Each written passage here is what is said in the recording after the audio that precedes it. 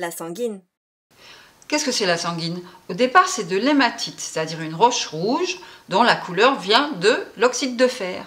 Dans les grottes de la préhistoire, déjà, on trouve des bouts de roches rouges qui ont servi aux hommes préhistoriques pour faire des dessins sur les murs des grottes. À la Renaissance, beaucoup de dessins étaient faits à la sanguine, c'est-à-dire l'hématite réduite en poudre et mélangée avec de la gomme arabique pour la former en bâtonnet. On se servait directement du bâtonnet pour un trait sec ou on le trempait dans l'eau pour avoir un trait un peu plus fluide. Bien souvent, on le diluait aussi dans l'alcool ou dans l'eau et on obtenait un liquide rouge avec lequel on pouvait peindre et qui avait la couleur du sang. C'est pour ça qu'on a appelé ça la sanguine. On a aussi développé la fabrication de craie et de crayons pour dessiner à sec. Maintenant, la sanguine, qu'est-ce que c'est?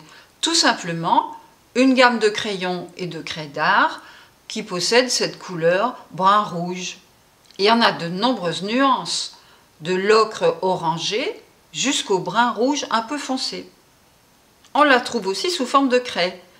Peut-être que les plus connues sont les craies comtées, qui sont un petit peu plus petites que les autres. Ce sont des genres de pastels assez durs.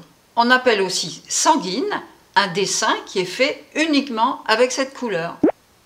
La sanguine a été beaucoup utilisée dans la technique des trois crayons avec la pierre noire et la craie blanche et surtout pour faire le portrait.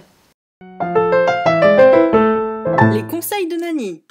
On trouve des sanguines grasses et des sanguines sèches. Attention à la graisse. C'est mieux de ne pas mélanger les craies ou les crayons gras et les maigres. C'est Naïs. Ça là, elle était bien. Oui.